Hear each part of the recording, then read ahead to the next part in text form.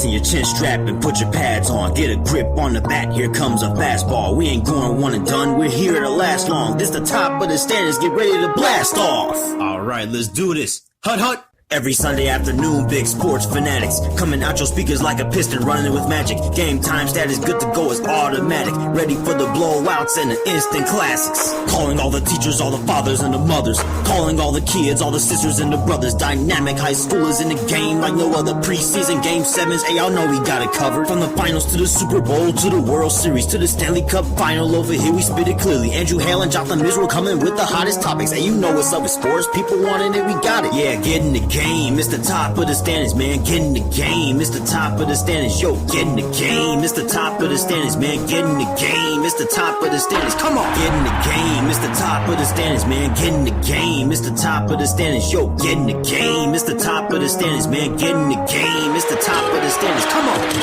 Yeah, top of the standards. That's what it's about, baby. Let's go. Yeah, season 2 is here, baby. Yes, Jotham Israel and Andrew Hale, we're back and better than ever. Yes, we got a ton of sports to talk about, as always. And yes, I can rap. I produced the song, I wrote the lyrics, and I rapped it. That is my voice. Yes, you guys better believe it. But before we get started...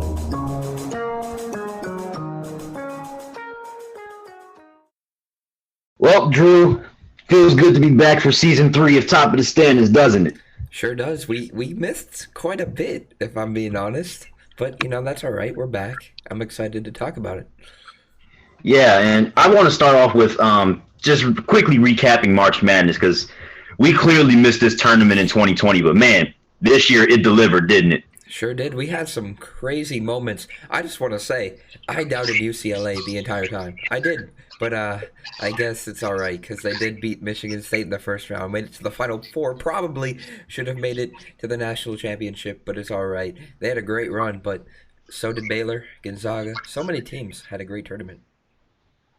Yeah, oh my gosh, UCLA was one shot away from being from first four to national championship game. Oh my gosh, dude. Do you think that UCLA would have fared off better against Baylor than Gonzaga did?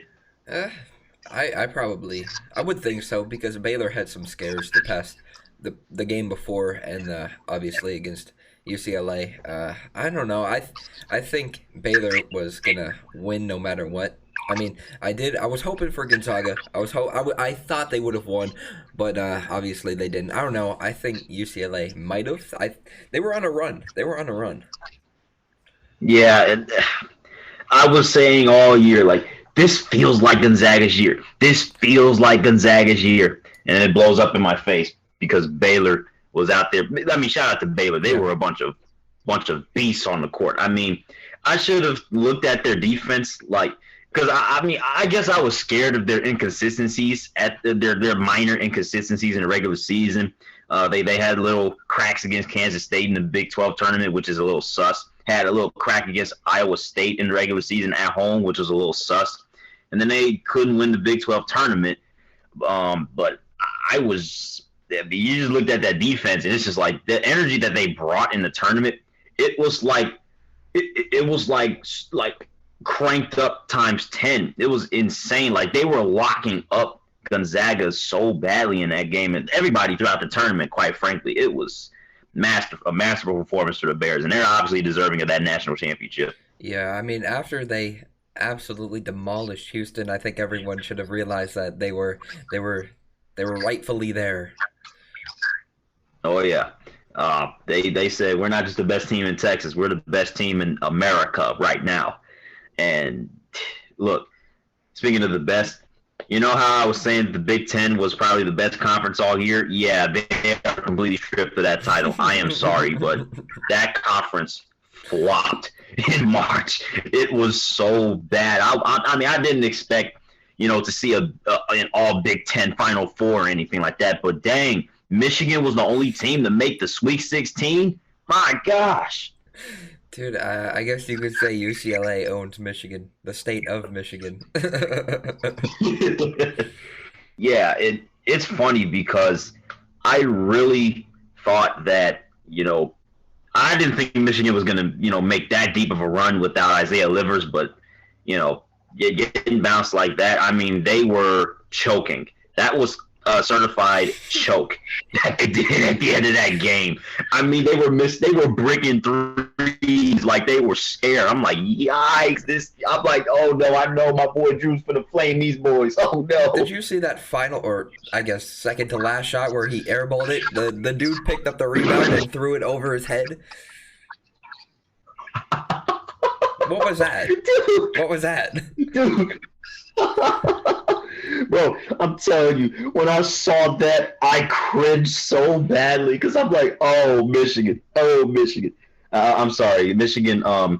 They were the only team to make it to the Elite Eight, not just the Sweet 16. But yeah, dude, I was like, ugh, boy, wow. What about Oral Roberts?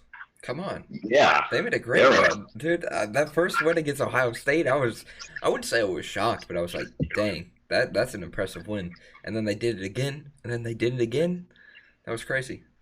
yeah, and they were one shot away. This is what you love about March Madness. It's like there was a lot of games where it was like that last shot. And if Max Abmas would have hit that against Arkansas, oh my gosh. I was watching from the side. I'm like, oh, that looks good. That looks online. And it just clanked. I'm like, oh. Yeah. My heart. You said one shot, Aaron Henry. Airball. Yeah, it hurts. Yeah. It's all right, though. Yeah. It's all right. It's all good though. It's all good. You should be excited for next season with your boy Imani Bates coming in. Yeah. You know. Transfer as well. Tons of transfers. Also, a few people in the transfer portal as well. Rocket Watts, Thomas Kithier, both probably going to be gone, which is all right. I mean, who knows? Maybe Imani Bates will classify. That team was going to be nasty. I can't wait because you seem to be very excited. So I can't wait to see. For myself as I won't say a non-Michigan State fan because I don't hate Michigan State by any means, but someone that doesn't deeply follow like 24/7, that team. I'm excited to see exactly what the heck this team is going to bring next year. Well, they're going to be good. They're going to be good. That's all I got to say. They're going to be better than this team for sure. This year's team. I would hope so because I want to see what this man Tom Izzo is like in the Elite Eight again because when I saw him in the Elite Eight against Duke, I was like, okay, this is lit. This team is lit. Bro, it's fun. That's why everyone says it's January, February, Izzo, April. It's his own month. It's his month. Oh my gosh.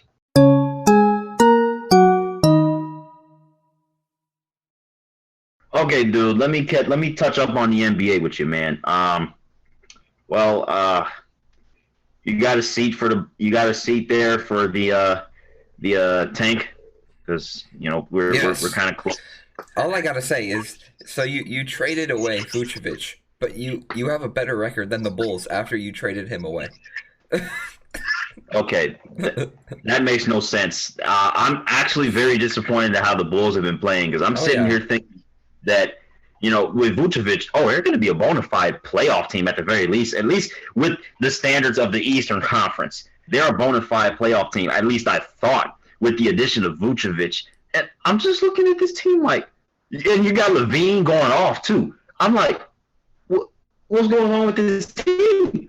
Why are you losing these games? And dude, all of a sudden, the Washington Wizards are tied for that last playoff spot. And I'm just like, what the heck is going? Dude, weren't the Wizards literally like with, I won't say with the Pistons, but like near the bottom of the league earlier this season? I mean, it's rightfully.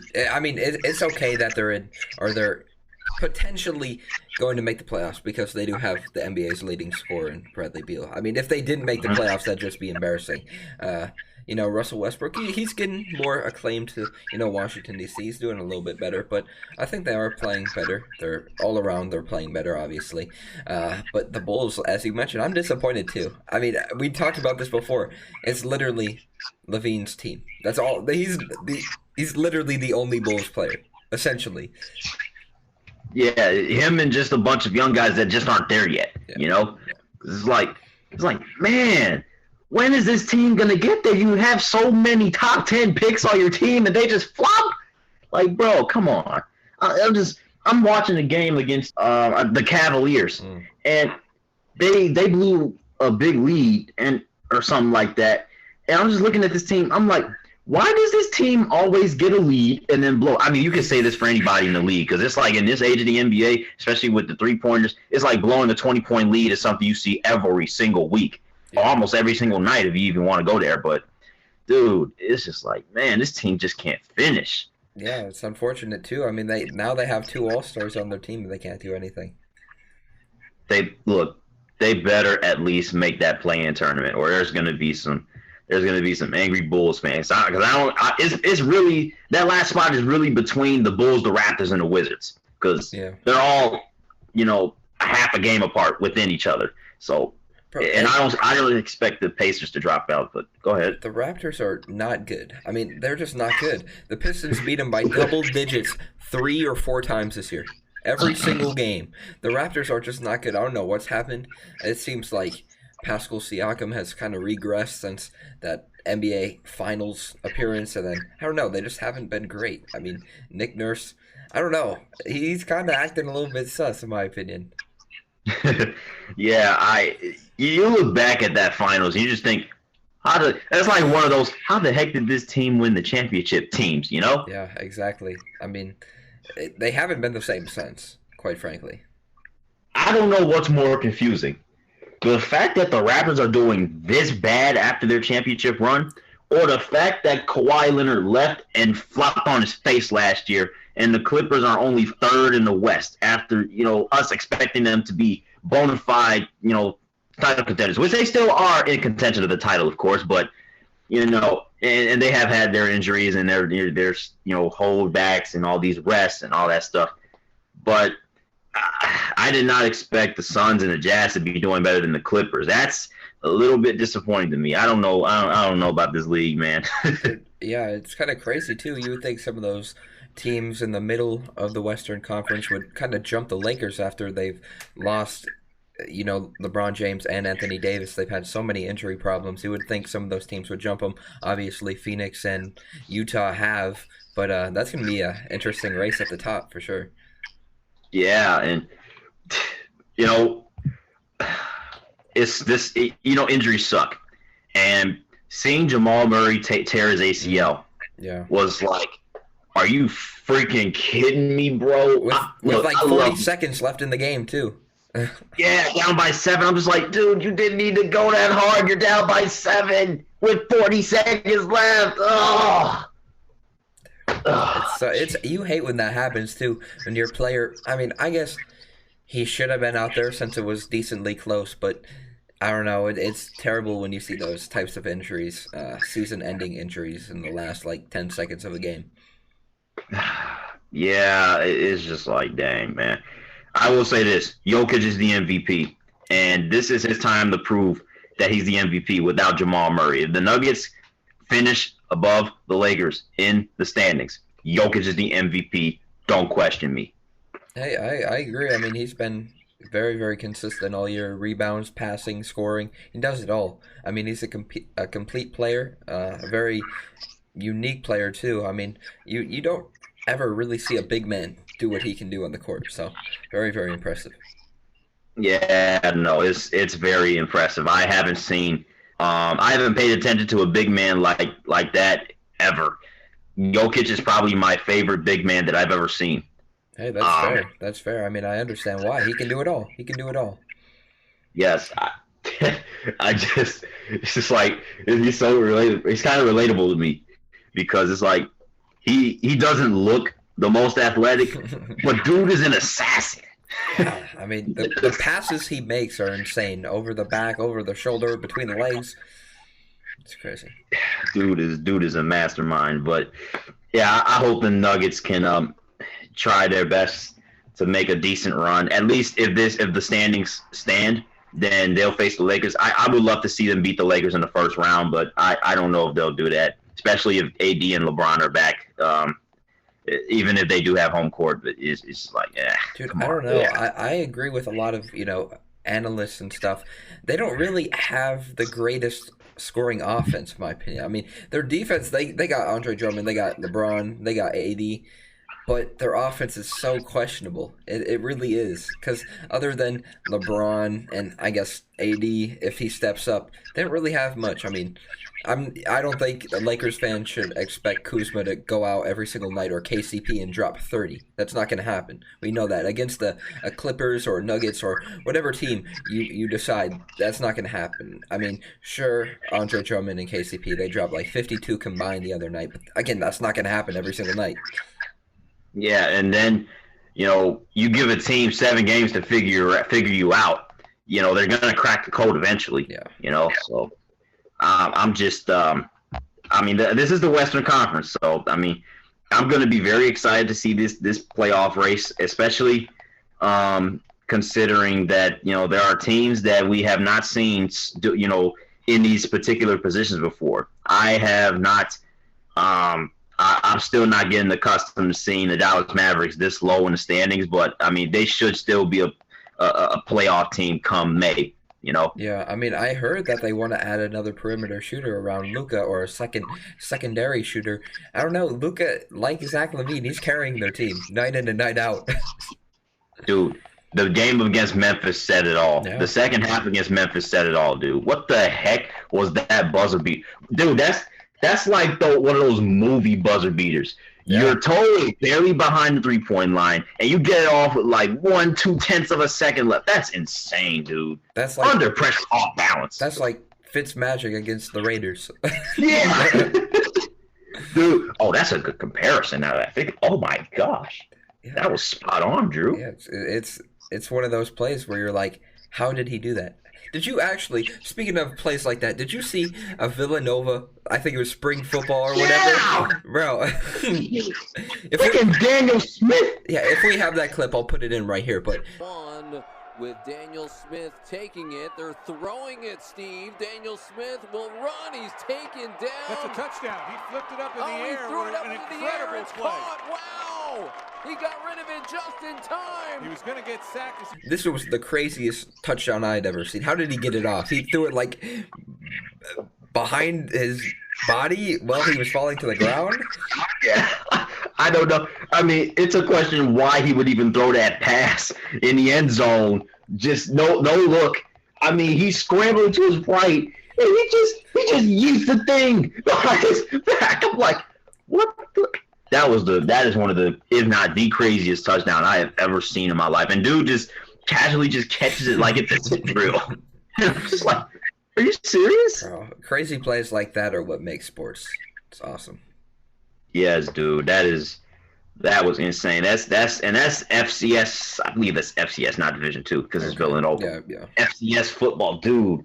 And they're dropping their playoff schedule, so I'm gonna keep tabs on that. If they broadcast a game, I might check them out. But okay. Yeah, dude, plays like that's just like that's those plays that you're sitting down and you're bored and you see a notification that this play happened and it just makes your day. That was insane, dude. Yeah, it was awesome. Same with the Luka shot too. I mean, that was insane. One toe or literally 1 foot. He hit that off 1 foot behind the line for a game winner too. Clutch. Nothing but net. Clutch. It was like a 3-point floater. Like the game. It was Florida-Wisconsin. Remember that? The 3-point floater, the buzzer beater? Yeah. I remember the TOs and buzzer beater. Yeah. Oh, my gosh, dude. It's like 3-point floaters are just so rare to see, you know? And it's always when there's like 2 seconds left, too. Yeah. I mean, the most recognizable one is the D-Wade one from the 2010s or something when he stole the ball against the Bulls and hit that shot and table, point on the table and stuff.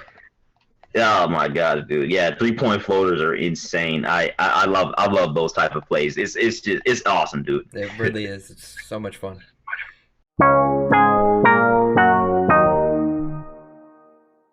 All right, Drew. For the first time in maybe the first time since October when we were young in this podcast, we get to talk about baseball. Yes, sir. I'm not a Marlins fan. I just like this jersey, Miguel Cabrera, number 20. But, so far the season has been crazy. I just gotta say, have you kept your eyes on that Padres Dodgers series? Oh, dude, I hate the Dodgers for this very reason. It's so tedious to watch this team just win games like that. I mean, they're a great team, and they can eke out wins in any way, shape, or form possible. The extra innings explosion, and then Mookie freaking Betts is a beast. I don't know how and why the Red Sox thought it was a good idea to trade him.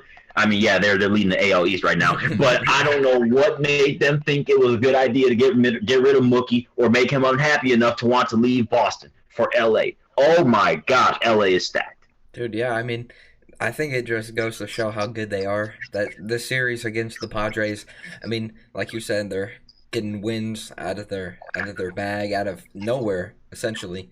I think it just goes to show how good they are. I do think that they are the best team in the NL and probably the best team in all of the MLB. But I like this series a lot. I mean, the Padres really remind me of the Bucks. I mean, they're starting off slow. They got all these great pieces, all these superstar players around them just in one offseason. So I think it's going to take a little bit for them to, work together, get, familiar with each other, gain some chemistry, and then I think they'll be good, but better than the Dodgers, it'll be tough.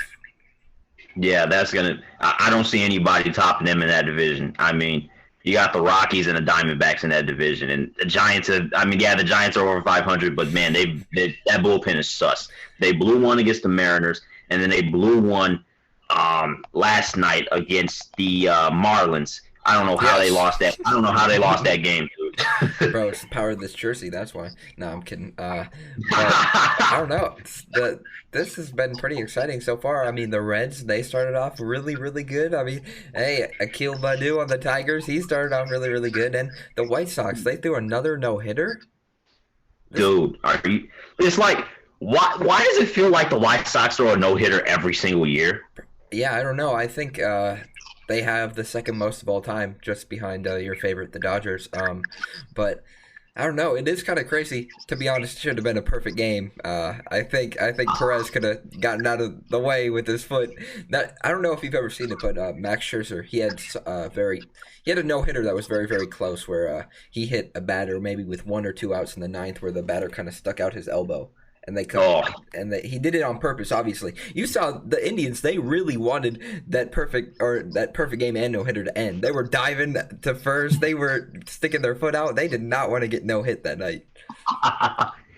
So is that why you have extra little tint of hate for the Indians? I don't know. I mean, I just really don't like any teams in the Central. But I don't know. I think if you got to put yourself in their shoes. I don't think I would want to get no hit, so I'd do anything I could to not get no hit. I'd dive at first. I mean, it was a close play. That was an amazing play by Abreu, but I don't know. It's going to be a competitive Central, in my opinion.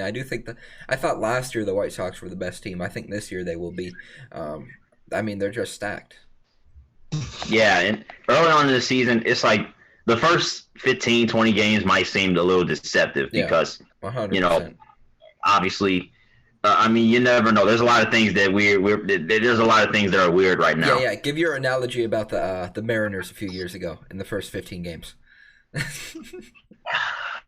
I remember we started 13-2, and we beat the Red Sox badly in one game that was on ESPN. I was like, are the Mariners finally going to be good? Nope.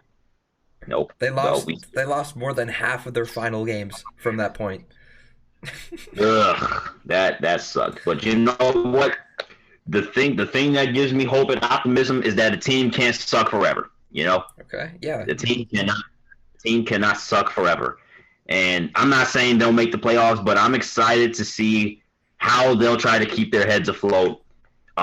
Especially with Kyle Lewis and them boys, coming back. Because we're above, for the fact that we're above 500 without Kyle Lewis for to start the season. Is he hurt? That's a little bit encouraging. Was he hurt? Yeah, he was on the injured list to start like the first 2 weeks of the season. Okay. So, yeah, Mitch Haniger and Kyle Seager, they've stepped up. I've liked what I've seen from them.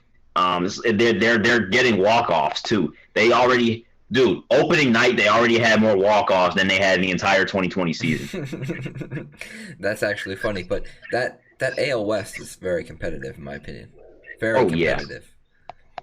Oh, yeah. And you could say the Texas Rangers are the worst team in the division and this and that, but, I mean, it's still somewhat of a competitive division with the Texas Rangers in it because it's like they're they've lost 6 in a row, but not 6 in a row, but they've kind of gotten cold this past week. I mean, they've lost 6 of their past 10, so but still, the Athletics look like they've snapped out of it. They were 1-7, now they're 8-7. I remember that they were 0-6, and then they're looking to sweep the Tigers today. But I've been impressed with them, honestly. Their pitching has been really good. They shut out the Tigers back-to-back games. I didn't really think they were going to be that good this year. They traded their man for the past few years, Chris Davis, their home run leader. They traded him to the Rangers, and I guess it has worked out a little bit. Elvis Andrus, he's been pretty good. But that West is just so competitive. I mean, the Angels and the Astros, who the Tigers swept. But, the Angels, I just like that team. I hope they do well. Shohei's doing well. I mean, that was really cool to see him pitch and hit in the same game. A home run and a strikeout in the same game? That's insane.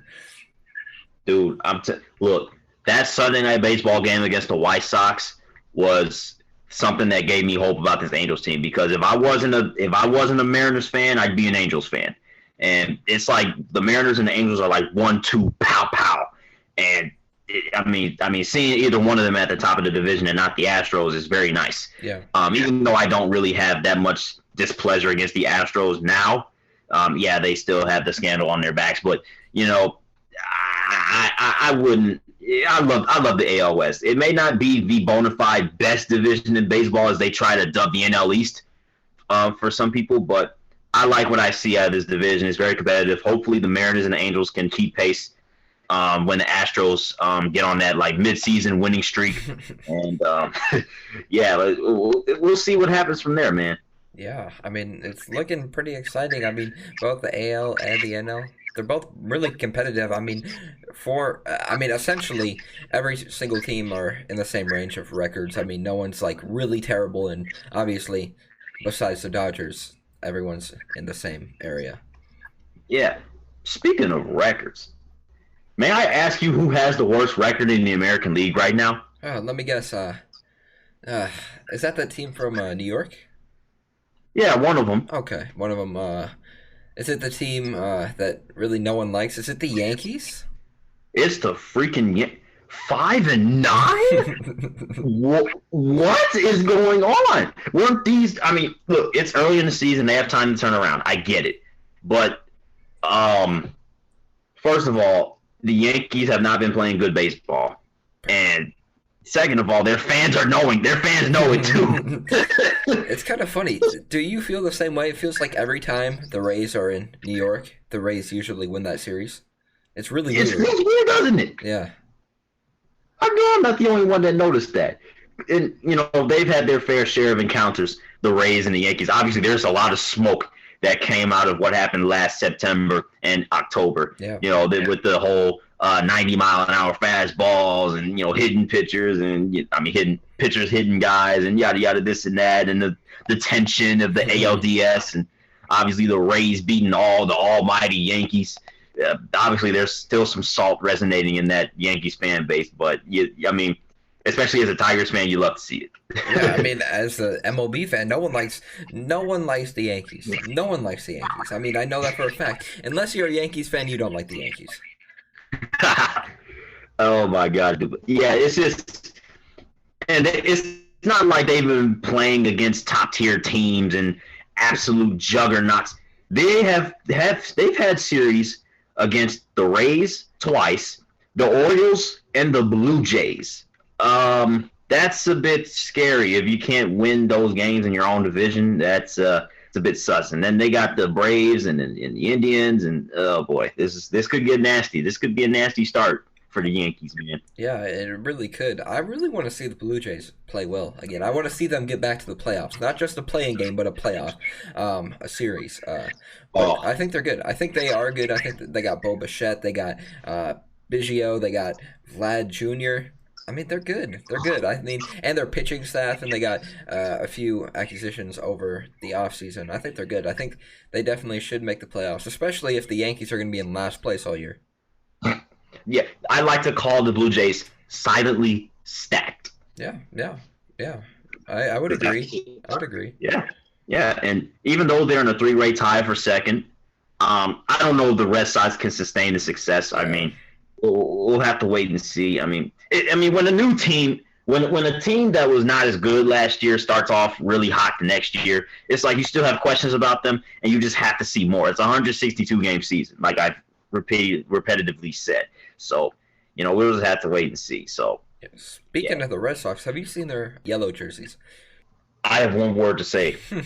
Ew. It's really weird. I don't think I would have ever thought. I don't think Babe Ruth, when he was playing for the Red Sox, would have thought, you know what, in 2021, I think our team will be rocking the yellow jerseys. That's so weird. You don't think of Red Sox, Red Sox in yellow. Ew, dude. That is nasty. That is bona fide nasty. That's a color scheme reserved for the 80s Mariners. Yeah. That is a color scheme that does not belong in Boston. That's a Brewers, like, Pirates kind of color scheme. That is nasty. Boston, discard those jerseys immediately. Bring back the blue joints. I hate it when teams try to step outside their color scheme, bro. It's just like, ew, dude. Like, there are city jerseys, but I think they are revealing 6 other teams who have city jerseys as well. So who knows? Maybe the Mariners will be rocking, I don't know, purple. What would be weird for the Mariners to wear? Brown? No, I don't know. Something just completely random. Like maybe I won't say yellow because they've rocked the yellow before. Orange. Okay, yeah, that would be weird. Yeah, just wait till. You heard it here first. Top of the standings are predicting that the Mariners will be wearing orange this season. Oh, jeez. Hey, can we acknowledge the Reds are leading the NL Central right now? Yeah, I mentioned it earlier. They had a really good start. I mean, I thought last year they were going to be the best team in the NL Central. Didn't happen. And they lost a few players over the offseason, and they're still leading. I mean, they're a home run hitting team. Nick Castellanos, Mike Moustakas. They're really good. I don't know. Will they be able to hold on to this lead the entire season? Probably not, but I do think they are better than they've been these past few years. Not last year, though. I do think last year they were a lot better than this year. I don't know why they're playing so well, but I don't know. I do think they're a good team. They're a good team, but I don't know if they can sustain this all year. Yeah, I mean, I don't know. I mean, everybody's thinking the Cardinals, including me. Everybody's looking at the Cardinals roster. It's just like, especially with the addition of Nolan Arenado, and just like this team should run away with the division. But obviously, the teams are there and they're trying to say something about it. I don't know if the Cubs are going to say anything about that with their batting average. We'll stay tuned. I don't know. It seems like every single year they're always talking about trading their top tier players. So maybe it'll happen. Maybe Chris Bryant will finally be gone this year. I don't know. It's weird. The Cubs are an interesting team. They're always like, oh, we want to compete. We want to buy. But then a few months later, no, actually we're going to sell. We're going to trade all of our players. I don't know. Well, I guess we'll have to see when the trade deadline comes around if the Cubs are really good or if they're really bad.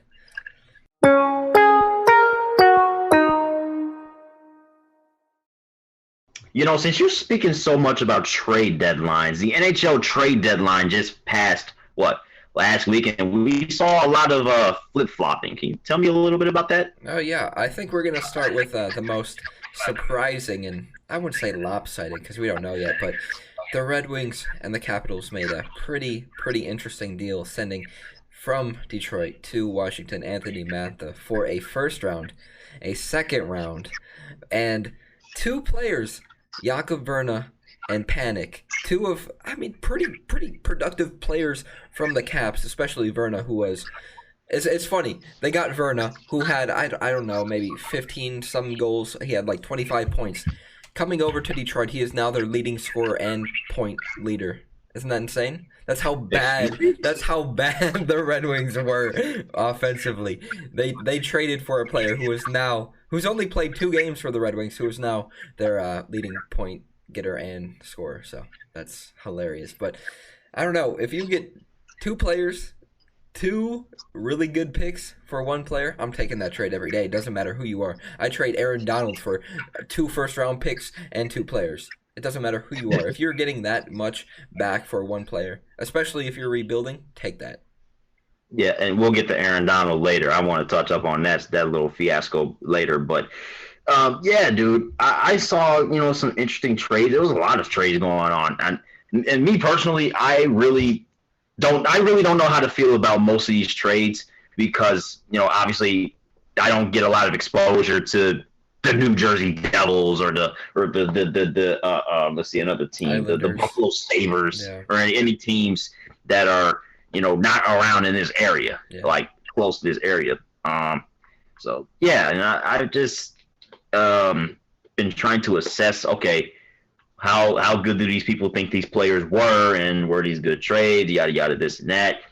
Now, I'm sad to see that the Sabres traded Taylor Hall to the Bruins of all teams. Yeah, it's interesting too because every single team that Hall has been on, they haven't been real good. You look at the Coyotes and you look at some of the other teams he's played for. It's almost like he's like the Kyrie Irving. Every team he touches, they're not good, except for this year, obviously. But I don't know. It's really interesting, and now they're saying that he might want to sign an extension with the Bruins too. Ew. So who knows? Well, he's been somewhat productive to start his little Bruins stint. Hopefully that doesn't last long, but we'll just have to wait and see. I mean, the Bruins, I thought they were a bona fide playoff team, but I think the New York Rangers might have some words for them. Yeah, I mean, it's kind of crazy. That entire New York area is really, I wouldn't say they're all competitive, but they've all made some moves and an attempt to, get better. I mean, the Devils, the Islanders, the Rangers, the Sabres, they've all made a few moves. It's interesting. It really is. Yeah, and right now I'm watching a key game. It's Capitals Bruins. Obviously, they're 8 points apart in the standings, and Washington has 3 games on. They have 3 games more than the Bruins, and 8 points ahead. But it's a 3-3 game, and that's a crucial game because the Rangers, they keep trying to inch closer and closer and closer to Boston. They're on a 3-game winning streak. And look, I will say this. I am massively disappointed in the Philadelphia Flyers this season. Yeah, I mean, they were so good last year. 1 seed. And this year, kind of not the same.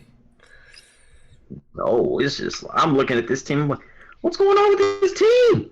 Isn't Carter Hart supposed to be a stud for this team? What's going on? I think they need to get Gritty out on the ice right now.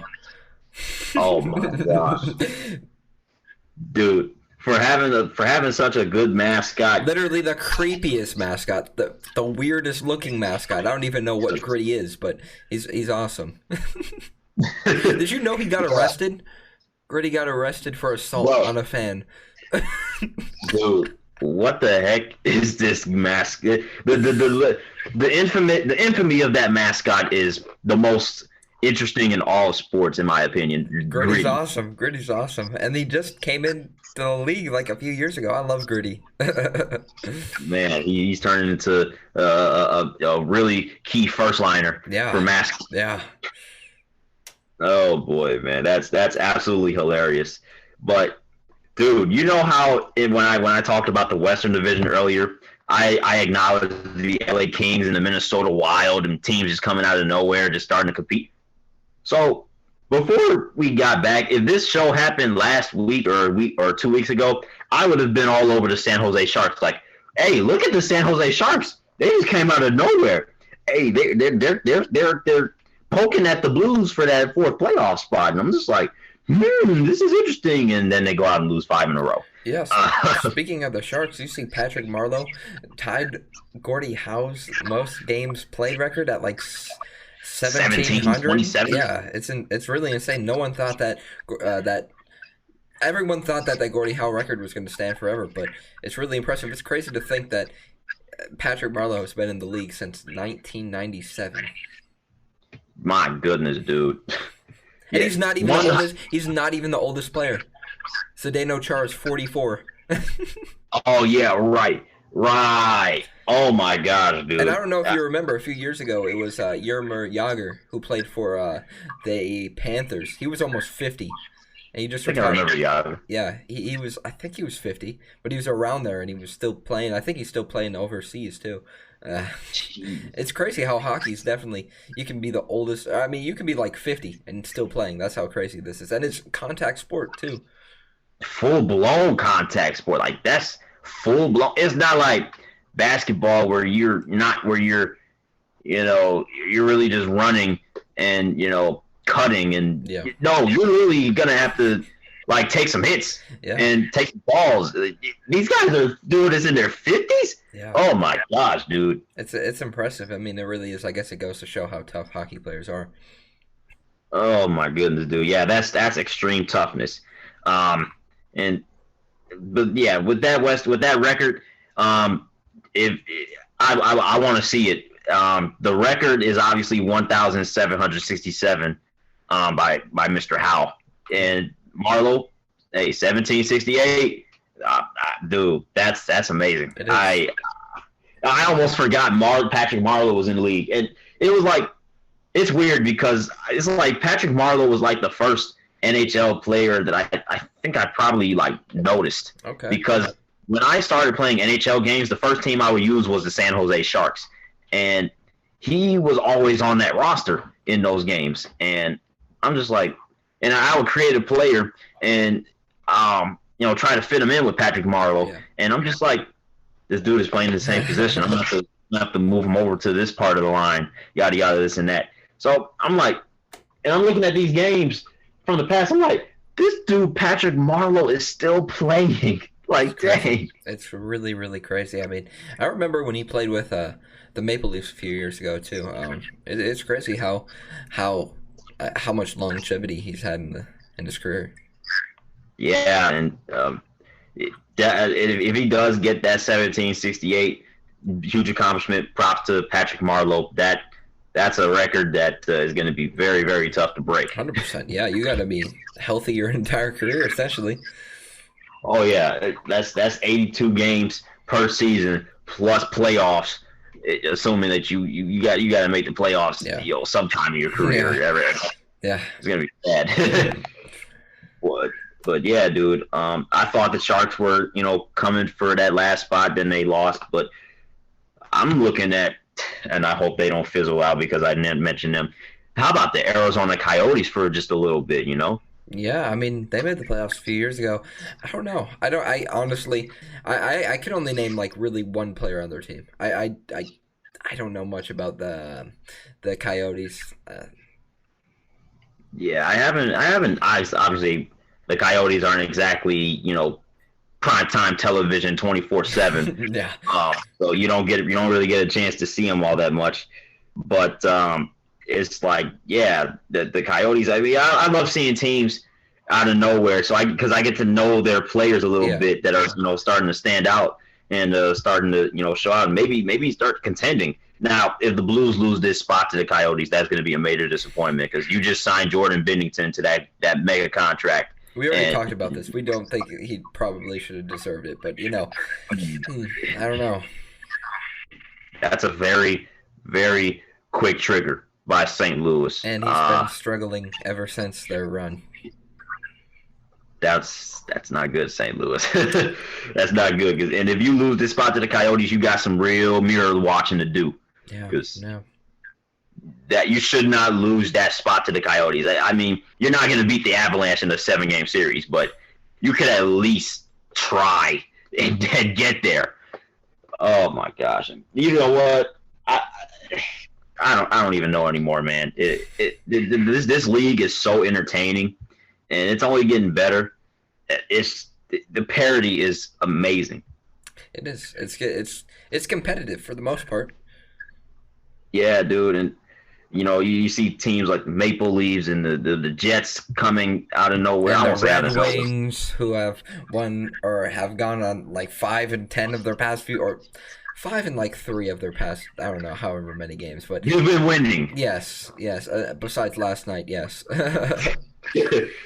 That's actually a little bit. I don't know whether to say it's concerning or it's promising, because it's like the Red Wings are starting to win, and that's a little promising going into next season. But I mean, like you said, I mean, and I think I've alluded to this earlier in the podcast. The tank job is kind of faltering, because now the Blue Jackets are starting to lose. Obviously, the Sabres are the worst team in the league. The Devils have less points. The Canucks have less points. The Senators have less points. The Ducks have less points. And it's just like, this is perfect. This is perfect. Who got the first pick last year? Oh, brother. The Rangers. And were they the worst team? No. This is perfect. This is perfect tanking right here. Dang, man. I mean, I don't know. Maybe dudes really think about the integrity of the game and yada yada, this and that. But man, now it's like, now you want to try hard and win. I mean, not try hard. Obviously, everybody tries hard, quote unquote, every single game, yada yada, this and that. But dang, man, I don't know what to say about this. I don't know what to say about that. But I will say this: I'm happy. I'm happy that the Hurricanes are doing good. Yeah, they are. I've told you this all year. You're like, I don't know if they're going to be that good. I literally told you they're a good team. They've proved it in these past couple years. I mean, they are good. They're a good team. Yeah, we're literally staring at the President's Trophy. I mean, it's basically, the only thing standing between us and that President's Trophy is Colorado. So, I mean, we'll have to stay tuned for that. I mean, obviously, that's not the most crucial thing in the world, but I didn't expect them to be this good, even as a Canes fan. I didn't know what I was going to expect this year, because it was a little bit of a roster turnover, and we're starting to see some new guys step up, and I didn't know who was going to step up this year outside of Aho and Svechnikov. But yeah, I'm happy, and I'm also happy for the Panthers. Hey, I can deal with another team in Florida being good, Yeah, at least one of them, right? Oh my goodness, yeah. Look, I want a Panthers Lightning series. I do not want to see the Tampa Bay Lightning in the first round. I wouldn't either. I would not either. I really would not. And yeah, Nashville or Chicago could probably cause some problems-ish, maybe, but not to the level of winning a playoff series against the best team in the Central. And it's tough. Obviously, there's a big difference between playing the Blackhawks or the Predators in the first round or playing the Panthers and the Lightning in the first round. There's a big difference. Yeah. I mean, hey, Florida has been on top in all sports these past last year. This entire last year. I mean, Heat, the Bucks, the Rays, the Lightning. It's insane. And now the Panthers are starting to step up. Yeah, it's crazy. This is nice. Florida's kind of a little bit of a hot spot. A little foreshadowing there. Yeah.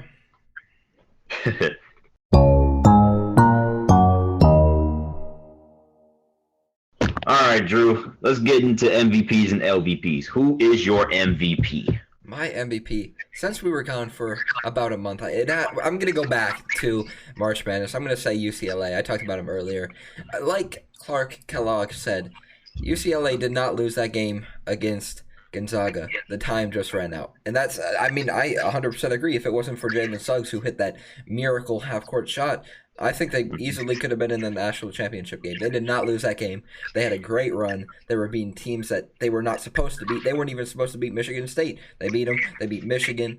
They were seconds away, inches away from beating Gonzaga. And there were questions if they were even supposed to be a tournament team. Exactly. They were struggling towards the end of the season. They made that crazy run. It was very, very impressive, and that is why they were my MVP.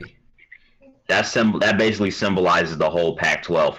Like people were talking all season about how the Pac-12 is the worst Power 5 conference in college basketball. Oh, Big 12 this, Big 10 that.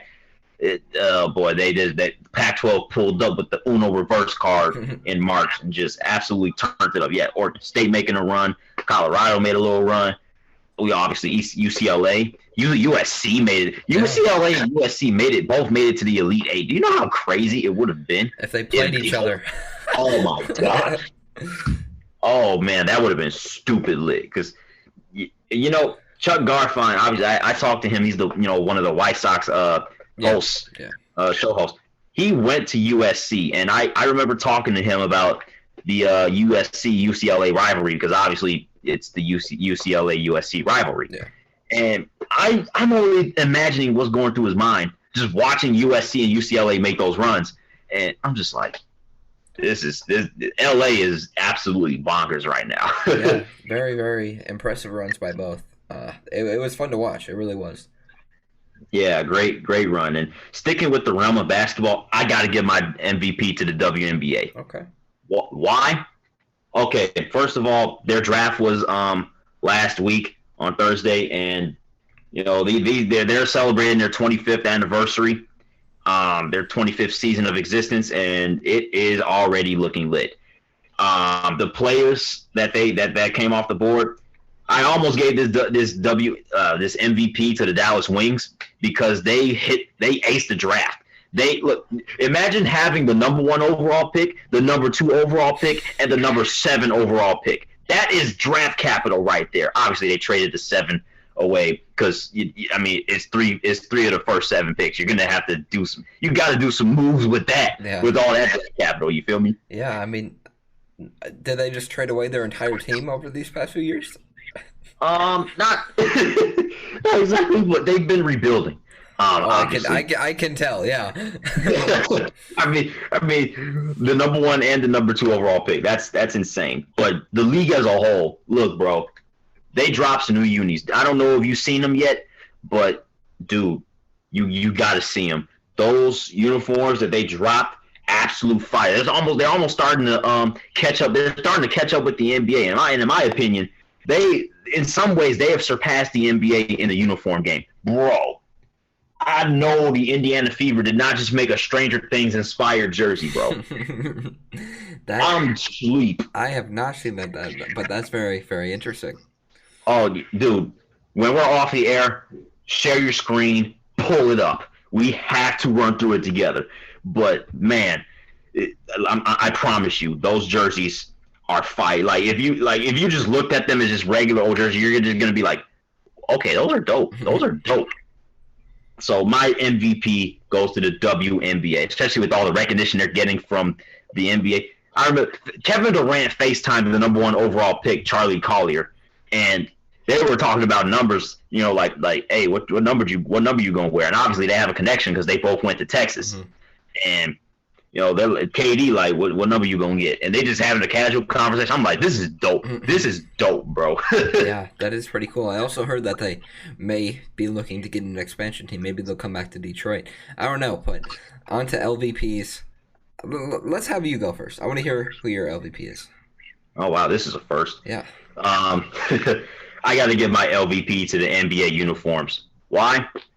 Because the game has been soft these past few years. Dude, first of all, I really do not like wearing colored jerseys at home on a consistent basis. They should be only used for special occasions. I'm not saying that I hate the jerseys as a whole. I think they would make good road alternates.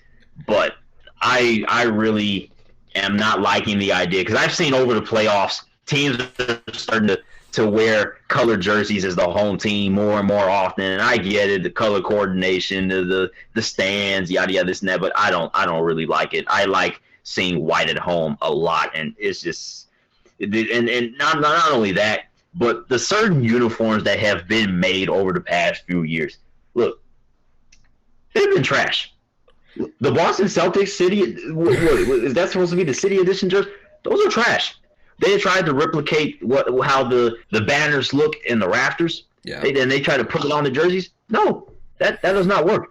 That two-line Boston Celtics stuff does not work. It's supposed to be one line of words. That's nasty. Yeah, I don't know. It's really random. The NBA is really weird because I don't think they have set rotations of jerseys. Like, it seems like every single night the Pistons, they're either going to wear their blue, their gray, their white. Like, I don't think there's a set rotation. I think they're like, you know what? I feel like wearing these jerseys tonight. We're going to wear these. So I don't know how that works with the rotations or whatnot. I just got some of them are very plain. I agree. Like the Pistons have this like silver gray jersey. It's ugly. It's terrible. It's horribly plain. But I don't know. I don't know how that works. Maybe there are set rotations, but it seems like it's completely random. Yeah, and I don't like it. And the fact that it's starting to spill over into the playoffs, it's I don't like it, dude. I really do not like where this is going. This is not good. I'm tired of seeing both teams with colored jerseys on the floor, and you're not playing the LA Lakers with gold at home. Yeah, it's interesting because they have so many different jerseys. They have statement jerseys, they have city jerseys, they have home jerseys, they have alternates, they have away jerseys. So that's 5 different jerseys. It's definitely very unique. And some of those jerseys have nothing to do with your color scheme. Like, what are the Bucks doing in light blue, bro? Like, what? Cream. Oh. Now I can understand. I probably can understand cream because that's their secondary color, but it doesn't Cream really. City, yeah. I don't know. Yeah. It's weird. I don't know. Yeah, ew. All right. Let me move on before I hurl at these. Who's your LVP? We've already talked about this. It's got to be the Yankees. I mean, you are the most historic franchise of all time. You have all these World Series rings. You've been stacking up on players, Giancarlo Stanton, Aaron Judge, so many players year in and year out, and you're in last place. That's embarrassing. I mean, there's no reason for you to be in last place when you have all those players. It's quite frankly embarrassing. Yeah, that's not good. And I said this earlier. I mean, there's a lot that can happen in a 162 game season, but man, the Yankees have been taking straight L's. I mean, straight L's. And not only are their players taking L's, the fans are taking L's. Yankees fans, hold this L for being a disgrace to the baseball community once again, for throwing baseballs on the field in absolute rage of the Rays clapping you once again. I respect how loyal Yankees fans are, but yes, I don't know. It's no one likes the Yankees beside their own fans, so I don't know. They take it. Sometimes they just take it too far, and this was another example of it. They're poking at everybody's brains like we don't like you. You don't like us, we don't like you, and that's exactly how we like it. Yeah, exactly. Oh, jeez, man.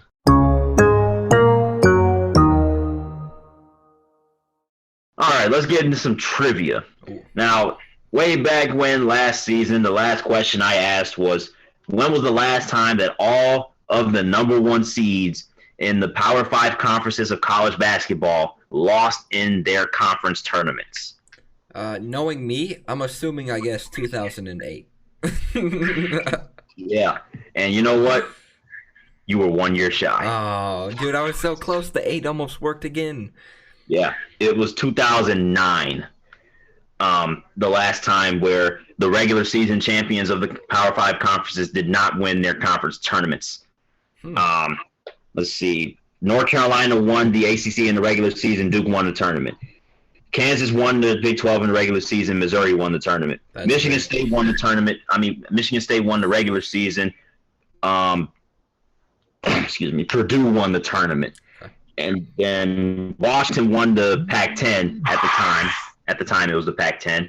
And then this is so random. Looking at this list is so random. USC won the tournament, and then LSU won the regular season for the SEC. But then Mississippi State won the tournament. Like looking at that, it was so random. That is very, very odd. I'm sure if we look back, a few of those players were like big name players in the NBA right now. I don't know, but. That is pretty unique. My guess of 2008, almost worked again. The 8, I don't know. It's a lucky 8 for me. Yeah, dude, it almost worked out. And, it's funny because not only did those regular season champions not win the conference tournament, none of those regular season champions even made it to the championship game. That's crazy. Who won it that year? The whole NCAA tournament? Yeah. I think North Carolina, because it was 2009. I think that was one of Roy Williams' championships. Then I thought that was 8 because they played against Michigan State either in 8 or 9 at Ford Field. Either way, yeah, that's really interesting. Yeah, but hey, man, I wanted to talk about some miscellaneous things before we go. Just things that are off the top of my head. So I saw that a Japanese man won the Masters for the very first time. That's a pretty great achievement. Yeah, that is very interesting. Yeah, hey, it seems like in every single sport we got some diversity going on. I mean, tennis, golf, everything, everywhere you look. I mean, even in the NBA, Rui Hachimura was one of the first Japanese players to ever get drafted in the first round, which is cool. So a lot of diversity, a lot of different cultures getting integrated into American professional sports. Really cool. Yeah, it was really cool. But you know what's not really cool? People, fretting about this whole load management thing in the NBA. I honestly, I don't know how to feel about load management. It's like, I guess it's good to get rest for the playoffs if you're already, in a clinching spot. But here's the situation. So the Spurs just got fined $25K. So did the Raptors. Yeah. For sitting DeRozan, Patty Mills, and Jakob Poeltl against the Phoenix Suns, even though they won by 36 points. With load management, they still got fined $25K. I find that absolutely hilarious for whatever reason. Yeah, I don't know. I think the only way you can stop load management is if you get rid of back-to-back games entirely. I mean, they've tried it over these past few years to limit back-to-back games, but if you truly do not want load management to happen, you got to get rid of the back-to-back. As much as I hate it, because I love the back-to-back games. They're so much fun to watch, back-to-back nights of basketball. But if you do not want load management, if you want to see Kawhi Leonard on a nightly basis, if you want to see Kevin Durant on a nightly basis, Blake Griffin, whoever you want, you got to get rid of the back-to-back games. Yeah, because that's not going to cut it. If you dare to make the season longer after this pandemic is over, it's just like that's a risk in itself. Yeah. Or you could think about shrinking the schedule, or there's ways to work around it. I'm pretty sure they'll find a solution, and that's kind of why I was going to give my LVP to the NBA as a whole, even though I specified their uniforms. But the regular season has, for the most part, been very dry.